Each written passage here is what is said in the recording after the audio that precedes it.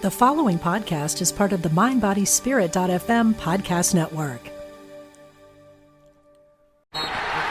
It's time for basketball, and Uber Eats is dropping deals on game day favorites to keep you locked in on the action. Like when you're craving a buzzer beater, but also buffalo wings. Or when an upset makes you want to ugly cry into a pizza. And right now, Uber Eats has game day deals from Burger King, Buffalo Wild Wings, KFC, and hundreds more local favorites. So you can keep your eyes on the ball and your hands on a burger. Order now, only on Uber Eats. Product availability varies by region. See app for details.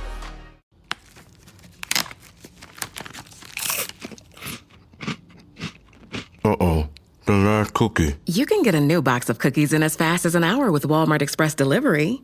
Are you my guilty self-conscience? No, I'm the voice offering you promo code EXPRESS for free delivery on your first order. Hey, who ate my cookies?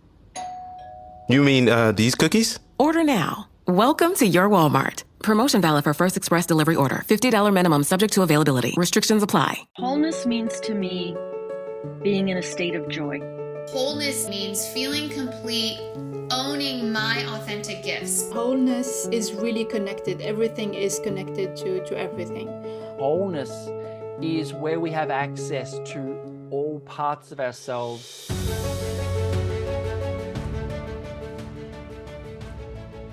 I think that we're, always hearing how our planet is evolving and we're evolving without a lot of specifics. The specific that I see is more and more people are now able to hear their spirit for themselves, get visuals, get words, get phrases, get, these feelings in their body that are knowings from their spirit. And every year I see it getting stronger and stronger. Mm-hmm. And when people say, well, can I learn to channel my spirit like you do? I mean, I get information in paragraph form because I've been doing it for 30 years. And I always say, it's like Michael Jordan basketball camp. If I'm Michael Jordan and you come to my basketball camp, I sent my son to Michael Jordan camp. He didn't come back as Michael Jordan, but he came back with a hell of a three-throw shot. And he was a star of his high school team. So it improved his game, didn't make him Michael Jordan. But I'm amazed how many students come through my classes now and are able to hear their spirit and get like whole sentences of explanation about why this thing happened, what this symptom is really about, why that supplement isn't working. So to me, this idea of making it more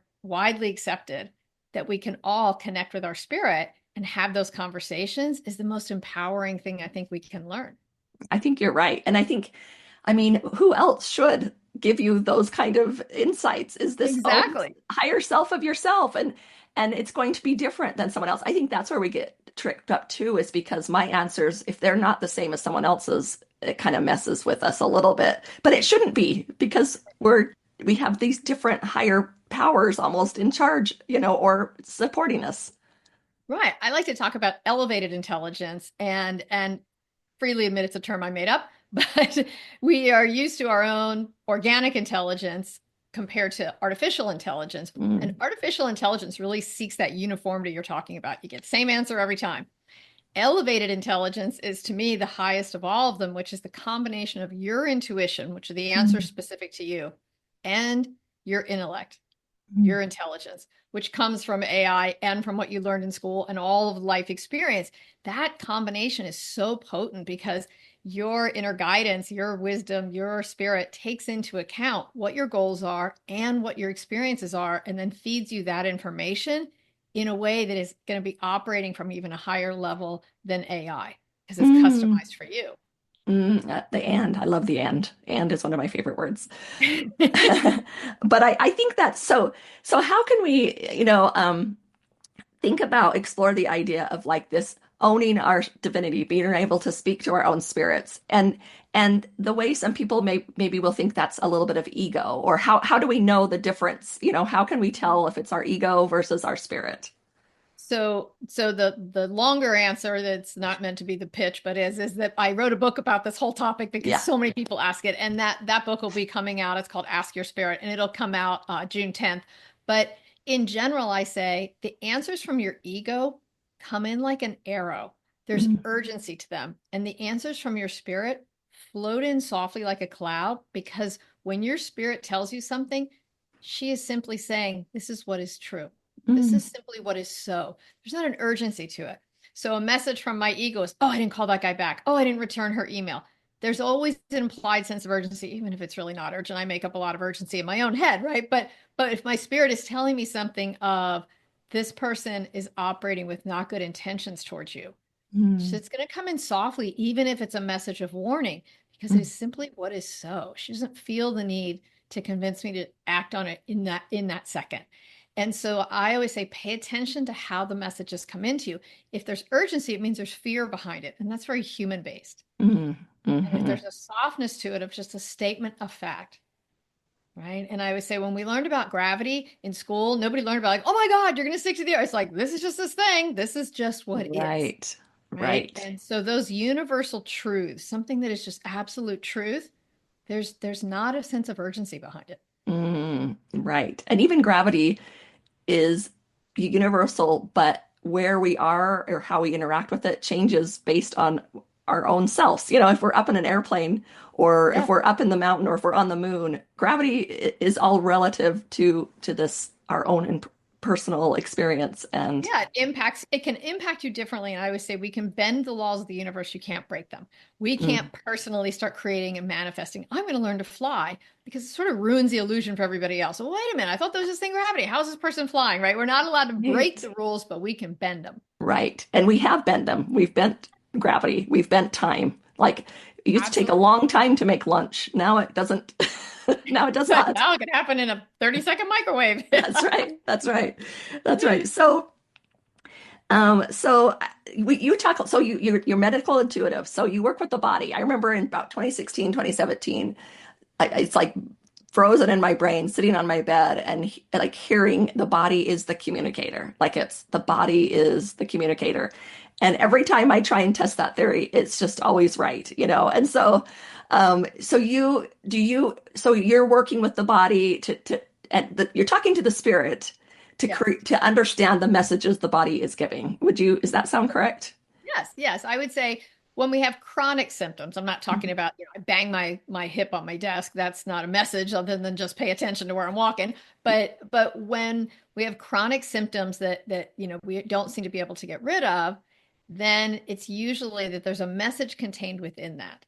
And so that's your body and your spirit partnering to send you a message about how you're making your life harder than it needs to be. How that relationship is too unhealthy and toxic for you, how you're putting limits on yourself of where you can go and work and how much you can earn, or how you're not speaking up enough for yourself in your primary relationships. Any of those kind of messages, you're going to get a physical symptom. And when people say, well, I can't decipher what this symptom is because I'm so frustrated or not feeling well or I'm in pain with back pain, then a client can make an appointment with me and I can channel the person's spirit and say, here's what's going on. Here's the message. Here's why it started. Right. And I'd say the first tip I always say to people is notice when the symptom started and what was going on in the weeks and months leading up to it. And people go, oh, I know what this is about. And they can put it together. And I always say even though this might feel counterintuitive, your spirit is leaving you little love letters in the form of symptoms. And I always say they're little gifts and love letters with really crappy wrapping paper, right? Because they don't look like anything we'd want. Right. But they really come from this heart-centered place of, let me show you how to make that better. Let me show you how to improve that relationship. Let me show you how to not keep dating the same guy. Right. And so when we start understanding it and partnering with our body and partnering with our spirit, we start working to get the messages for ourselves, but we also approach it from curiosity instead of exasperation. Yeah. Right. And I feel like I like that you even include like chronic or things like that, even though maybe those little messages start out. It's important because I know people that also like they move into shame almost anytime they have any kind of bodily issue, and that's not what we're talking about. Well, and especially people who say, I do everything right. And I hear that all the time. I do everything right. I eat super healthy. I work out 5 times a week. I do this, I do that. Why? And then they feel betrayed by their body. Because if I'm playing by the rules, if I'm doing all the healthy things right, and I'm not going to McDonald's and I'm not doing this, why am I not having these results? As if there was this contract that God signed that said, okay, you do all these things, you get this result. And the universe always goes, I didn't sign that. You guys made that up. Right. So when people feel frustrated, they sort of shut down their intuition because they feel betrayed. My body betrayed me. It's not working. I'm doing everything right and the body isn't cooperating. So when you can shift that frustration over to curiosity and an acceptance that this is probably something that's actually going to make your life better. Mm-hmm.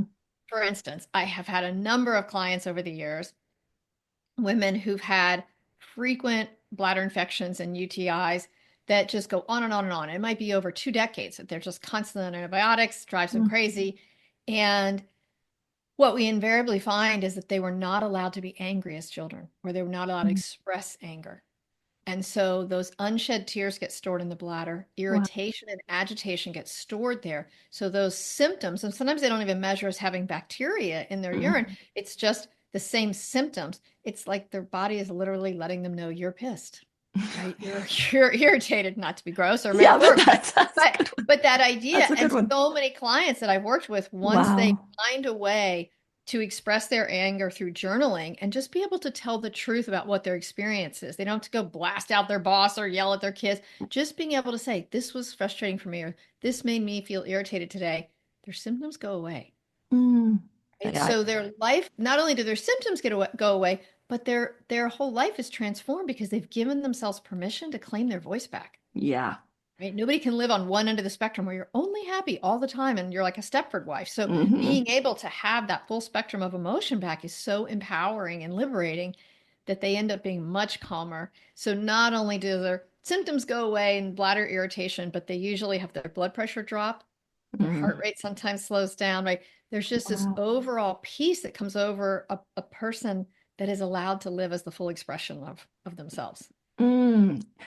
Yeah, I that feels right. I think that's probably that's a lot of women. I think that sounds like a lot because one of the things, like, I know a little bit about trauma, and one of the trauma responses is the fawn or appease mentality. Yes. And so we don't know that we're in fawn response when we're being a nice little girl, or a nice woman. Yeah. Right. So we're just trying to stay out of trouble. Yes, right. And there's just that little space in there that's the difference, like it's trying to prevent something happening, is when we, that's the trauma response. But that's fascinating. So I heard on another podcast, you talked about the left and right sides of the body, and you had a little bit different definition, and it was fascinating. I thought, I got to redo everything I've ever thought about that, because I think you're right. I think there's been a shift, you said, and I think you're right. There's been a shift. It used to be identified with male and female energies, and I think over the last 10 years, the universe has shifted away from that, and now the right side of your body represents your future, and the left side of your body represents your past. Now, if you get one symptom on your right side, it doesn't, necessarily mean anything, but people come to me and say, wow, first I broke my right foot, then my right knee went out, and then 2 years later, my right shoulder. I'm like, okay, let's look at the fears you have about your future. And I say, oh, well, yeah, my retirement, we had to completely cancel that plan out, and and all of a sudden, all these fears of their future come up. Same thing left-sided. Recurrent left-sided issues tell us there's something unresolved in your past that you're sort of dragging along with you. And you feel like this is going to be the anchor that I drag along forever. Or this is the thing I can't let go because that time when my brother took that extra $10,000 from the inheritance that should have been meant for me, and I just can't put it down and can't let it go.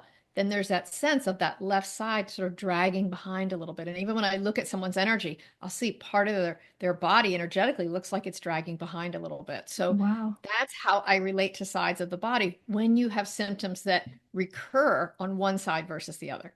Okay. So left is past, right is future. Okay. I'm going to mentally get that in because I think that's fascinating. And so one question I had is like, one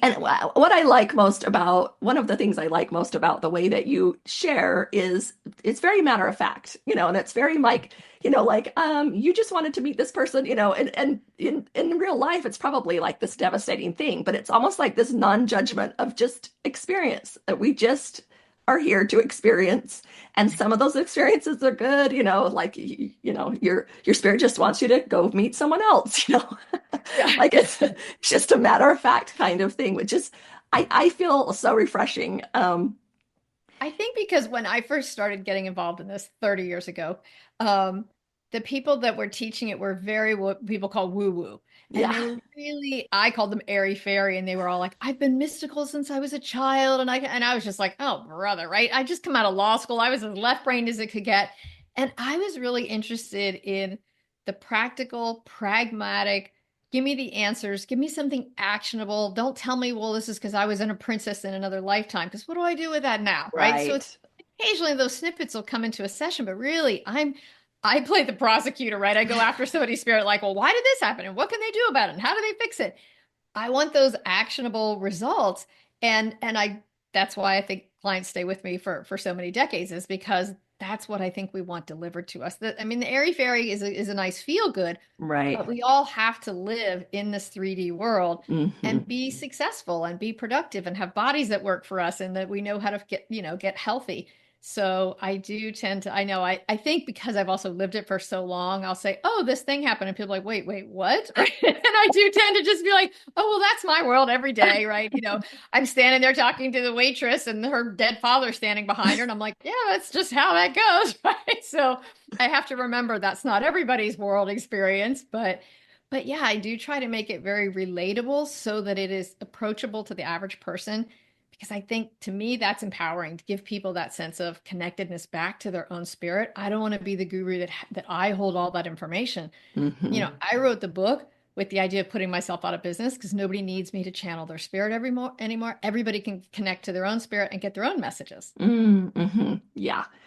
Yeah, the woo woo. We have like a mission that we're just going to try and be like woo. If we can just cut it down to one woo, then maybe we can get a few more people to understand, because it's complex, and it's like, that spiritual or the there's different laws that almost are in that world. Like you say, you're sitting there and not everybody sees the grandpa standing behind them, but it is I think it is practical, just because we don't talk about that all the time, or it's something that we put off as separate or different. But whenever I do have a client that's a young child, they always have some stories to tell me about their, some kind of gifts that they're giving. So I think it's not as strange actually as we think. So maybe the Well, and I think the key, like you're saying, to keeping it getting it into the mainstream is to make it have immediate relevancy for people, right? yes.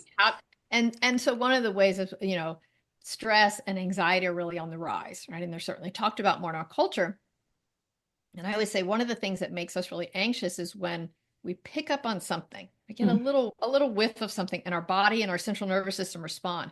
But we can't, because we can't explain why, we Hmm. suppress it and ignore it. We don't Yes. know how to justify it, right? And so, hello, welcome to your anxiety, right? Your anxiety is your alarm bells start getting louder and louder in your body because they're like, did you miss that? We just told you this person's unsafe. We just told you this is a bad Hmm. situation. Don't sign that contract, right? And so we don't know why, because logically nothing makes sense in that moment. And Right. so we just press forward. And Mm. so just the act of noticing, is your body expanding or contracting? Mm. That is step one. Before you have anxiety, before these different things happen, the energy being off in some way, either because two people are arguing in front of you or whatever, or they come at you with not great intentions, or your spirit's just trying to give you a warning, hey, that's actually not going to be the best house for you to buy. Once you feel that initial contract, Hmm. yeah, I always say if it feels bad, stop and honor that. You can figure out the why later. Mm. Right? Right. I've been known to duck out and go to the bathroom. Excuse me, I need to go to the bathroom. And I sit in there for 10 minutes until I can really feel like, what was that about? What was, Mm. and then I come out and go, you know what? I think I need to review the contract one more day, or I need to look at this again. Give me 24 hours to think about it. They might think it's annoying or that's so weird. Why did she change her mind? But it's important to honor Mm. those initial feelings. So many times clients have said to me, like, I had this weird feeling when I first met her, and sure enough, she ended up stealing from the company, or sure enough, this ended up happening. And so we do get those messages. And I think as a culture, we've been taught, to suppress them, to get along and go forward. And now our anxiety levels are rising as a response because we are all getting more energetically sensitive, and we need to start Hmm. accommodating that and honoring Mm. it. Yeah, that makes so much sense. Yeah, so over your 30 years, what has shifted the most, or what are some things, I guess, that you would say that have shifted? I would say what's shifted the most is I was a total unicorn before. I never met anybody else that could do this. I was a little bit of the freak that could, do this. And now, like in my most recent advanced healers class, I have of 22 people, I'd say 20 of them, when I give them an exercise, okay, go get an answer on this, they all can channel an answer. Wow. And it's for themselves. So every person's answer will be different. But then I double check them and they're all accurate.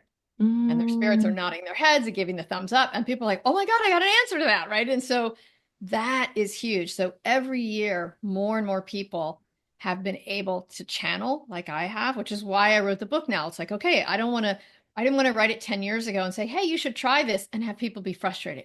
Right. Now, the 15 or 20 people who read the book are like, oh my God, I'm doing it and it's working. I'm like, yeah, that's why I wrote it. Right? Yeah.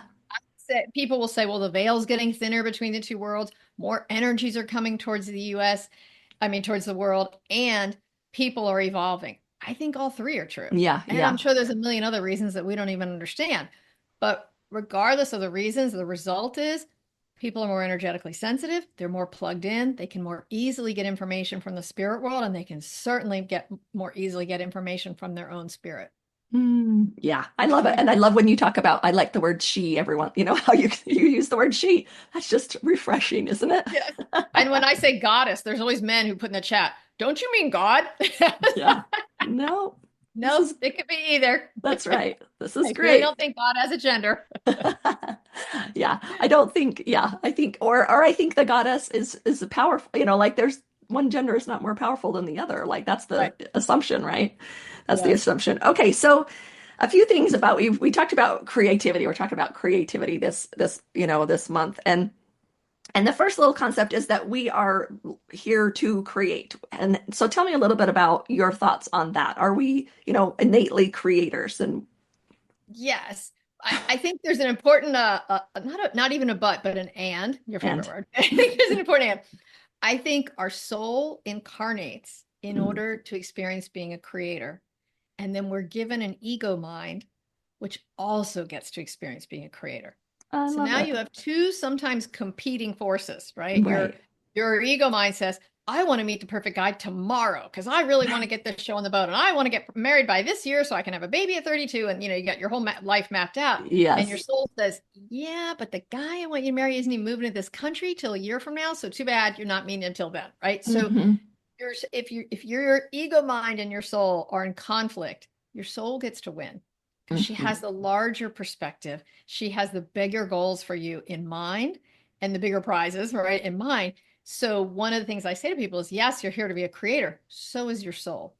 So trying to feel into when you have this thing that you want to create, this new job at IBM or Nabisco, or this new role here, or I want to start this new business, always sit and meditate and ask your spirit, is this in my path?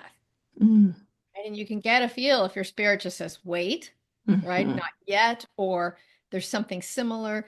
I had a small group session yesterday where I have 12 people in it and everybody gets to ask their spirit 2 questions. And one woman's question was, can I start this new practice, healing practice I want to start? And her spirit said, yes, but it's not going to look the way you think it's going to look. So be loose in how you create it. And gave her some phrases that she could use that would help her create the practice, but leave it open for it to look slightly different than what she's planning. So I just think that's an important caveat. People study, laws of creation, manifesting, all of that, where they think, wow, I didn't do it right because it didn't show up. And I'm like, well, did you ask your spirit if this was on track to happen this year? Yeah. Why is it so hard? Because when we want to do something and the answers are different than we want, somehow there is that feeling of that we did something wrong or we weren't worthy or any of those things. It would be so nice if we could practice enough that it's just another way, it's just a new experience or a different experience. I think it has to do with the left and right hemispheres of the brain. From the time we enter kindergarten, everything is left brain. And if you give the right math answers and you show your work, you're going to get the right, grade. You're going to get the smiley face sticker. You'll get the prize. Yes. And if you can imagine that we didn't have regular school to teach us reading and writing and math, we had art school. then the teacher wouldn't say this is wrong, right? If you didn't create it exactly Right. what you wanted, she's like, yeah, I kind of see that. And maybe you could do this, right? There's this softening around what we're seeking and how it shows up on paper or in the sculpture. And so I think because we are rewarded from the time we go through school, and that's a lot of years of school that we're in, everything is rewarded for processing in that logical linear method from the left brain. And Mm-hmm. 1 + 1 = 2. You do this and you do that and you get this result. Mm. And so then I think if we believe I'm doing everything right with creating this thing or doing, then I didn't get the result, then it must be that the formula was wrong. Mm-hmm. Right. And if we can approach it more from that right side of the brain of this softer, here are the things in general I want to feel and I want to create, and use your intuition to feel into Mm. what is the time for me to experience, Mm. right? That's not the black and white. I got it right. I got it wrong. The universe Mm. delivered. The universe failed me. Mm-hmm. Is there space in there too for maybe some grief? Maybe it was like, oh, I wish it would have been that way, but Absolutely. and grieve a little bit rather than trying to create a story that makes sense. Why? Like it's just, there might be a story if you go into your spirit and ask, for sure. Yeah, and I think in general we tend to either blame out or blame in. Yes. So when things don't work, I mean, like, well, that stupid system or that dumb person or that whatever, or blame in. I screwed it up. I'm sure I did it wrong. And we do some of each in different Mm-hmm. situations, but in general, your approach will kind of show up when you try to create something that doesn't work. You'll see if you're a blame out or blame in kind of Right. person. And I think when we can soften and say, let me sit down and ask my spirit, Mm-hmm. what can I know about this thing that I wanted to create? And when I've had clients do that, even when they haven't gotten to a point where they're really hearing their spirit clearly, they'll say, oh, I got this visual of a calendar and 3 more months got pulled off the calendar. It tells me I've got to wait a few months. Or they'll get some clue that gives them an idea of like, oh, it's not that I just did it wrong. I just was impatient, or this is what's happening, or they'll see something that is a little balloon and all of a sudden it stretches to a really big balloon and they're like, oh, my spirit's trying to show me there's a bigger thing at play here. Mm-hmm. And you've had this experience before from the other end, because like sometimes if you're in a room with like a little bit like a room of kindergartners, you're not concerned if they're making sure they're doing it right. You're just like, oh, they'll get it. You're trying to teach them trigonometry. You're not trying to teach them, and I feel like that's kind of how it is with us. It's like there is no urgency, or there's no fear, or there's no anxiety about it. There's experience. And that feeling because you could walk into the kindergartner. You're not going to have anxiety about if they figured it all out. It's just Right. Because there's all kinds of time. And the There's spirit all world kinds. goes, there's all kinds of time. I know my spirit, always likens it to watching a 1-year-old try to walk. And as soon as you see them get up and toddle and take a few steps, and then they land on their little bum, and then they get up, and once the end result's guaranteed, they got the mechanism, their legs can hold them. Now it's just a balance thing. Do we care if they learn to walk in March or in June? Not really, right? Once you kind of know, the end result's pretty much guaranteed. They're already on their way. We let go of the timetable. But when we get impatient and say, it didn't happen, it's less about that it didn't happen on that timetable and more about our fear that we're never going to get the thing we want. Yeah, that makes so much sense. Yeah.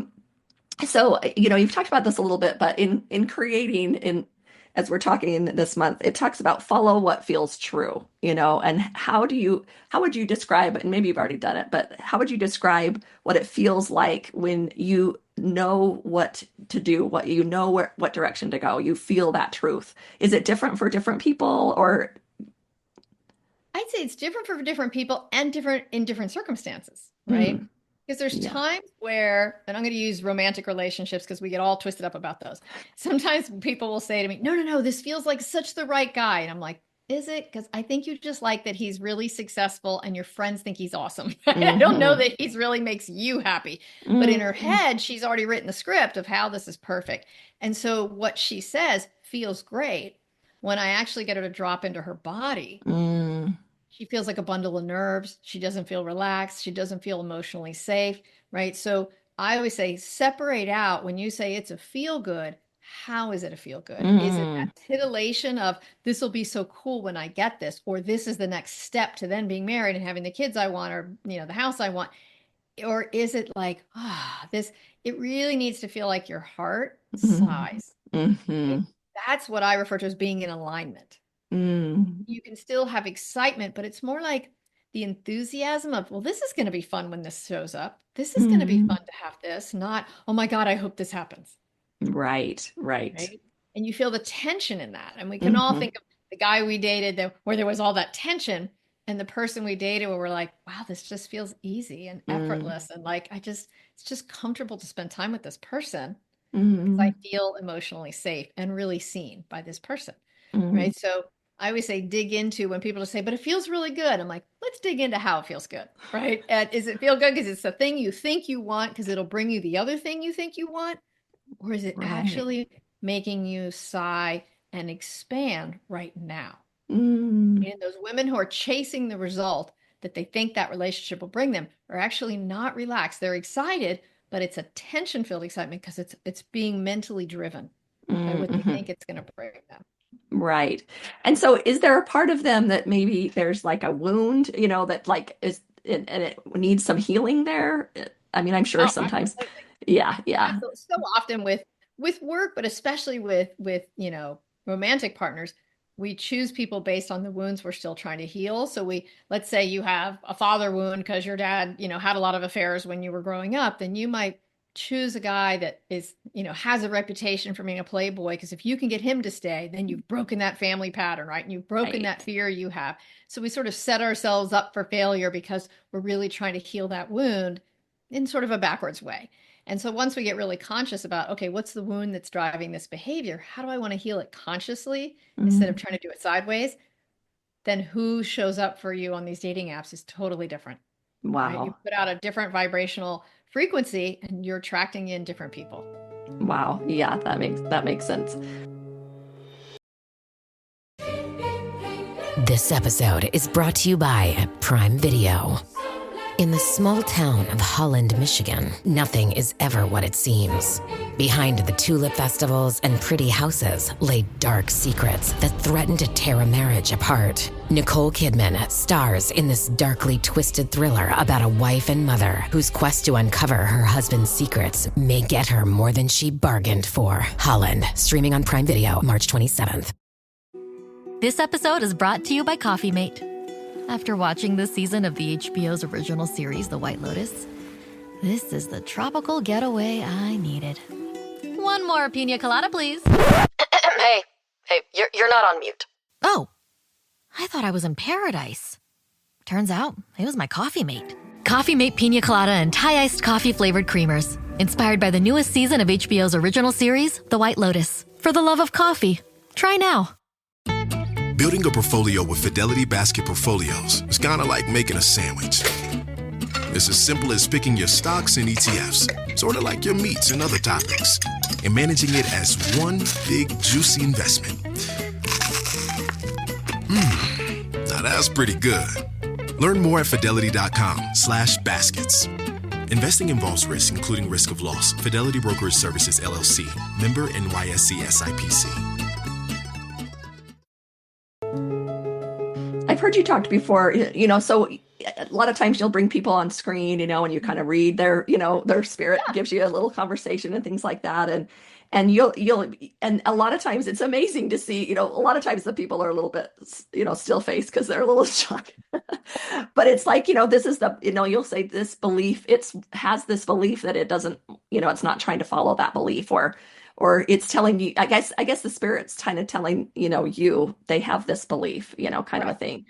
And you talked about, I thought it was really profound. It was like, if you've heard something over and over again in your childhood, like that's creating, right? That's like almost a living thing, in your life. And so what are some examples? Do you have some examples of that, those kinds of beliefs? Yeah.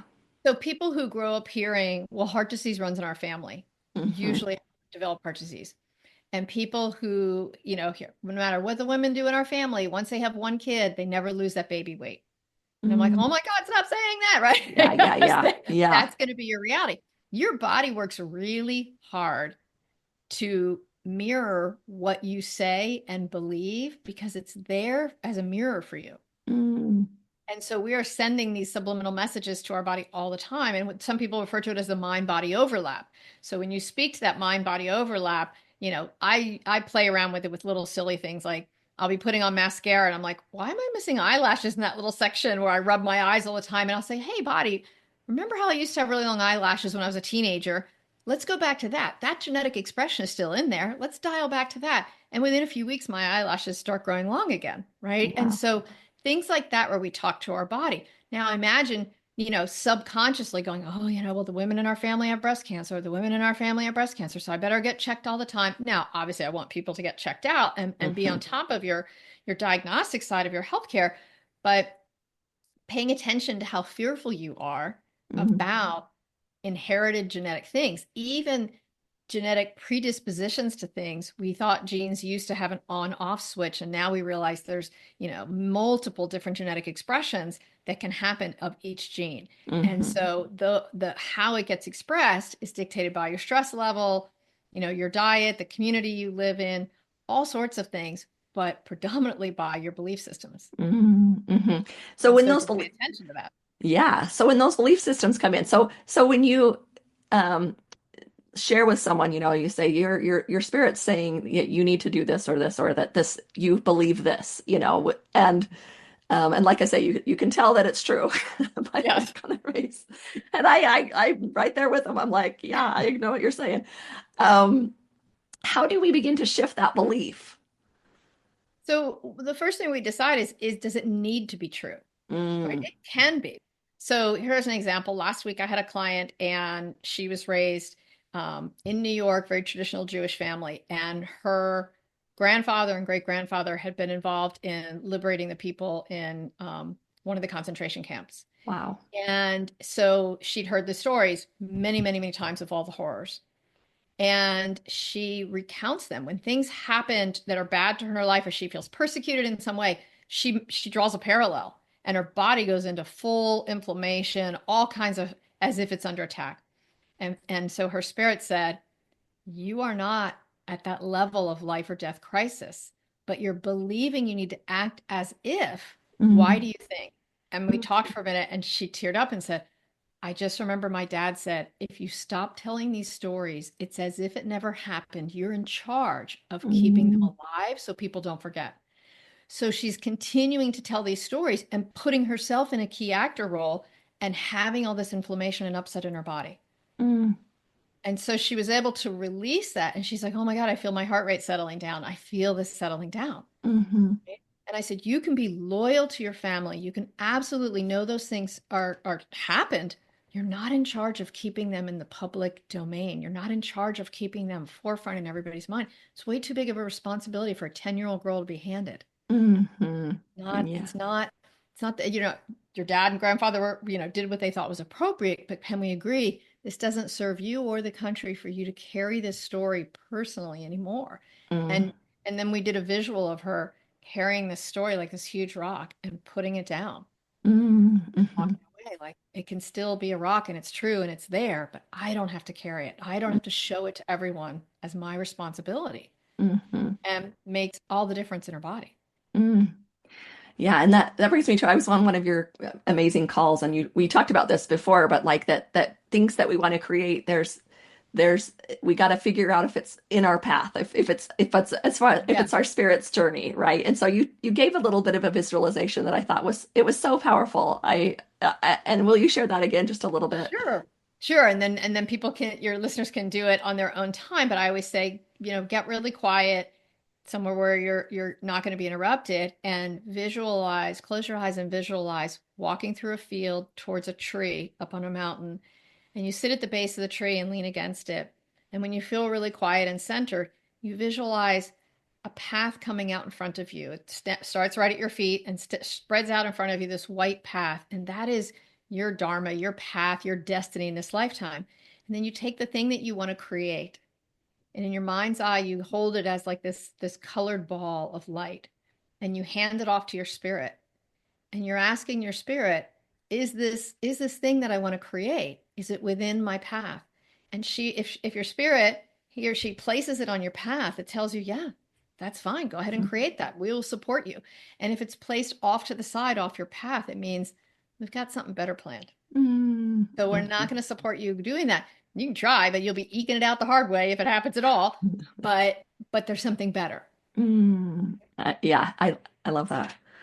I love that. Okay, so how much for you? Let me ask you, how much for you are you asking your spirit versus telling? Like, it's like, should we do this? Are you on constant listen, or are you like, hey, what if we did this? Do you know what I mean? That ask and tell kind of give and take. I mean, I should be listening more. I'm much more of a mouthy person. I'm like, I want to do this. And my spirit's like, hold on, right? So there's times where I have wanted to teach a class and somebody says, well, this is the best date that works for that venue. And I'm like, oh, okay, sure, we'll do it. And then, we get half the attendance we thought. And my spirit goes, yeah, I was trying to tell you that's going to be a bad day. There's a conference going on in town. But I'm like, darn it, I didn't ask, right? So there's times where I forget to check in. It happens less and less now. But I do try to include my spirit. And I mean, she lets me be in charge of coming up with some of the ideas. But like I was trying to figure out how to put together some offerings for the rest of this year, starting in the summer. And I'm like, okay, but what if I do this? Well, that's not going to work. I won't have enough hours in the day to deliver all of that. And then when I was sitting in meditation later, my spirit said, that thing you want to do? Layer it this way. Have 2 tiers. And I'm like, oh, okay. Right. So then we can work really well together. And that's a beautiful way to do it. So then we both had the joy of creating. Yeah. And sometimes when I'm in meditation, my spirit will bring me, it would be a good idea for a podcast conversation. You should teach people about this. And I'm like, oh, and then I reach out to different podcast hosts and go, do you want to come on and talk about this? And they're like, heck yes. So she likes to create in that way. Like, what people would really enjoy hearing about right now? This, right? Wow. And so we both create, we both have the joy of that, and partnering together is best. That's amazing. Well, I hope I'm on her good side. Now that I've had an interview with you, you'll be on the list for sure. I love that. I love that.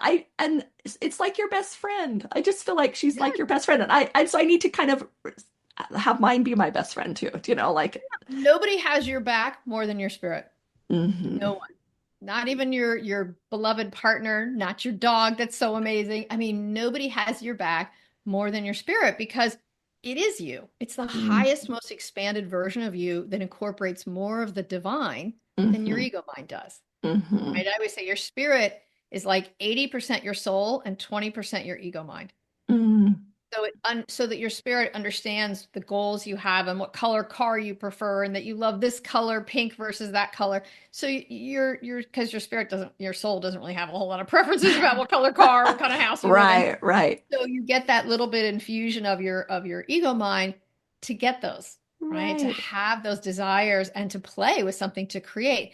And so your spirit is like the best life coach, health coach, relationship coach you could ever have. And she's available 24/7. I can wake up at 3 a.m. and go sit out in the living room and go, why did I get woken up? And my spirit will say, oh, because the cats were upstairs and they knocked something over. And I'll go upstairs, and sure enough, one of those darn cats knocked something over. But by the time I woke up, I didn't know what the noise was. So having that sort of answer source all the time, to me, that's the greatest gift I could give anybody, is to introduce them to their spirit and make that connection. It's like, hopefully reading this book is like handing somebody their spirit's phone number. Like, here you go. Call them up whenever. Yeah, that's amazing. And so you hear it, you hear English. Is that right? Yeah. Yes, but funny story. I have somebody in my advanced class, and she is German. And when her spirit talks to her, it's in German.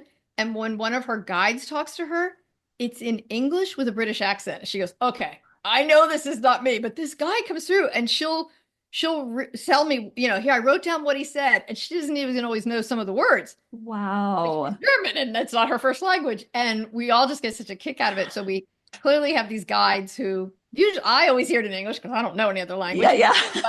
But yes, your spirit will speak to you in your language. And your spirit sounds like, how